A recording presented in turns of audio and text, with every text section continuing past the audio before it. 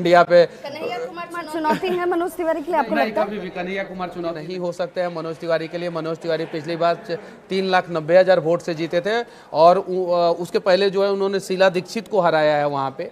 मनोज तिवारी 14,500 करोड़ का काम अपने संसदीय क्षेत्र में किए हैं, 14,500 करोड़ का। और पूरे दिल्ली में जो 7 सांसद थे उसमें सबसे ज़्यादा पब्लिक से मिलने वाले मनोज तिवारी, ये बात सत्य है। इस सबसे ज़्यादा और बीजेपी के जो 8 विधायक हैं जो दिल्ली में जीते हुए हैं उसमें 6 विधायक, 3 विधायक इनके संसदीय क्षेत्र के हैं और 3 विधायक जो वो रोड बनाए हैं, 6 लेन रोड है, ऊपर जो है हाईवे गुजर रहा है और मेट्रो गुजर रहा है, उसके बगल के 3 विधायक हैं। मतलब कि 6 विधायक जो है इनके इन्फ्लुएंस में होके जीते हैं।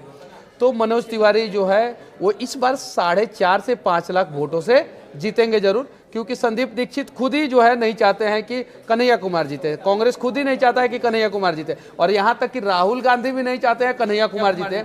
और कमाल की बात है तेजस्वी यादव भी नहीं चाहते हैं कन्हैया कुमार जीते। तो कैसे जीतेंगे कन्हैया कुमार? तेजस्वी पे आ गया तो तेजस्वी से सवाल पूछना बनता है। नहीं, हम तो यूट्यूबर मनीष कश्यप से सवाल भी नहीं कर रहे हैं, नहीं सवाल कर रहे हैं, बीजेपी नेता से हम सवाल कर रहे हैं। हाँ बिल्कुल। और आपने नाम ले लिया, 2 कमिटमेंट की बात कर ली आपने, सारी चीजों को इस तरीके से आप तो बिल्कुल पके मंजे हुए खिलाड़ी के तौर पर, पॉलिटिकल खिलाड़ी के तौर पर आज बात कर। मुझे लग ही नहीं रहा है कि इससे पहले करीबन 1-2 महीने पहले जब आपसे हमारी मुलाकात हुई तो आप वही मनीष कश्यप हैं जो आज हैं। आज त्रिपुरारी कुमार तिवारी हमारे साथ बैठे हैं, ये कहना सही रहेगा ना? हाँ, मेरे दादाजी ने नाम रखा और त्रिपुरारी तो भगवान शिव का नाम है, तो ये बहुत अच्छी बात है। इसको लेकर आगे चलना है, अब यही नाम, दोनों नाम चलेगा आगे। मनीष मतलब मन का ईश्वर, अपने मन का सुनता है और मन के सुनते हैं। हाँ, रोजगार या राष्ट्रवाद? रोजगार और राष्ट्रवाद दोनों। राष्ट्रवाद है तो रोजगार आएगा ही आएगा, एकदम 100% आएगा।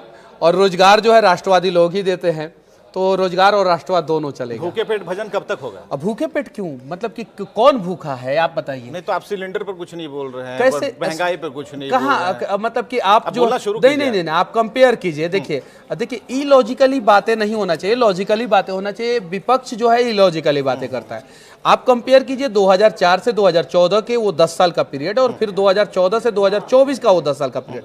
जब ये 10 साल का और 10 साल का पीरियड जब कंपेयर करेंगे, आप जैसे कांग्रेसी लोग क्या करते हैं कि 2014 का गैस का प्राइस दिखाते हैं और 2024 का, आप वैसे मत दिखाइए। आप 2004 के गैस का प्राइस दिखाइए, फिर 2014, ये 10 साल जो है मनमोहन सिंह का कार्यकाल हो जाएगा, और फिर 2014 से 2024 ये 10 साल जो है मोदी जी के कार्यकाल हो जाएगा। तो परसेंटेज ऑफ इंक्रीमेंट जो है प्राइस का जो है आपको पता चलेगा मनमोहन सिंह के कार्यकाल में ज्यादा हुआ था। पेट्रोल और डीजल जो है 2004 में जो है शायद से 38 या 40 रुपए के आसपास था, और हाइक हुआ तो शायद से 75 या 78 रुपए के आसपास, 75 या 78 रुपए के या 82 रुपए के आसपास। मतलब मेरी जानकारी आप लोग क्लियर कर सकते हैं। हाँ ठीक है। मोदी जी के कार्यकाल में 78 से मिला और 100 तक गया। तो आप जब कंपेयर करेंगे तो नरेंद्र मोदी जी के कार्यकाल में प्राइस हाइक जो है कम हुआ और उनके कार्यकाल में प्राइस हाइक ज्यादा हुआ।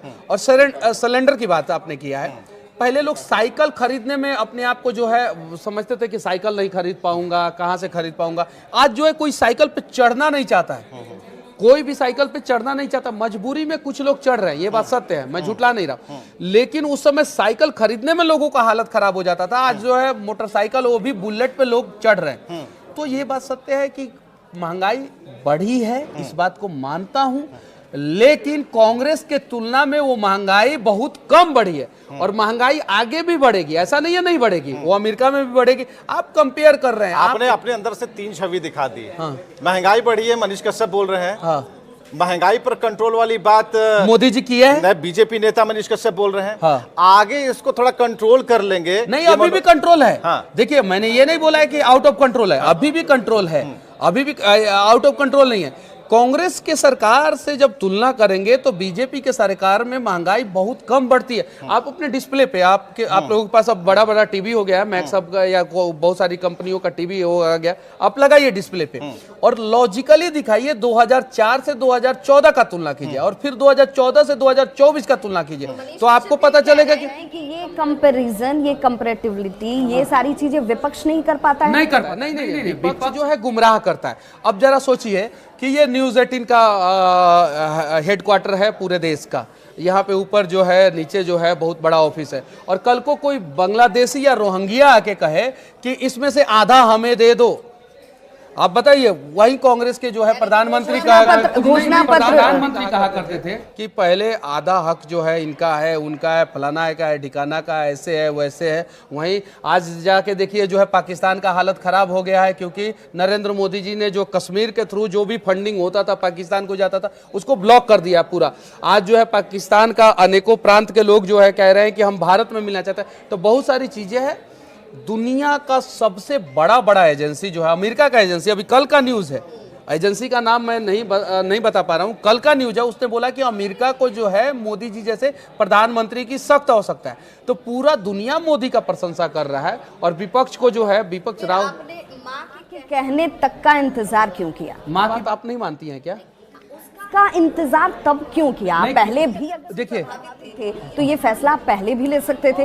निर्दलीय आप चुनाव में उतर गए। उसके बाद अब आपने कहा कि माँ की बात को टाल नहीं सकता था, माँ की इच्छा थी, माँ को खुशी हासिल होगी, इसलिए मैंने बीजेपी ज्वाइन किया। देखिए मैं सच कहूँ तो मुझे भी मैंने इंटरव्यू में पहले ही कहा कि मुझे लगता था कि मुझे यहाँ से टिकट मिलेगा।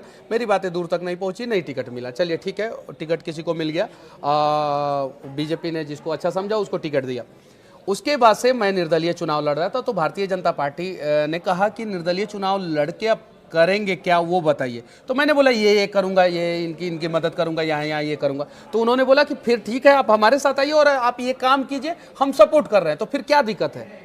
तो मैं साथ में आया और मैं अभी मुलाकात कई बार भइल, कई बार पहले भी भइल, बाद में भइल, जेल से अइला के बादो भइल। तो ये बातचीत करे के मौका ना मिल पाइल का? देखिए बातचीत करने का मौका मिला। बहुत सारी चीज़ें जो है इंटरनल बातचीत होती है, जो न्यूज़ चैनल के माध्यम से हम नहीं बोल सकते हैं। और आज मेरा पहला दिन है, तो पहले दिन है, सूली पर मत चढ़ाइए लोग। नहीं, एकदम थम के बढ़िया तरीके से जवाब आप दे रहे हैं। कहीं हमने पहले ही कहा कि हम मंजे हुए खिलाड़ी हैं, आपको पता है बाहर क्या हो रहा है। नहीं, आप लोग बना दीजिएगा। नहीं, आप अंदर हैं, ठीक है, जिसको जो बनना है बन ही जाएंगे। हमें जरा एक चीज बताइए कि 2020 में भी आपने चुनाव लड़ा था। क्या सोचा था कि यूट्यूबर से अचानक से, क्या मतलब आंकना चाह रहे थे, टटोलना चाह रहे थे, पब्लिक के को देखना चाह रहे थे, वोट कैसे करती है, क्या दिमाग में चल रहा था? और उस समय क्या हारने के बाद ये सोच लिया कि झुकेगा नहीं मनीष कश्यप? कंट्रोल नहीं। चलिए ठीक है। मुझे राजनीति बहुत अच्छा लगता है। हाँ। और राजनीति में आना चाहिए। नायक फिल्म में प्रेस रावल एक जगह कहते हैं कि भारत का सारा युवा कहता है कि राजनीति गंदा है और गटर है और गंदा गटर है।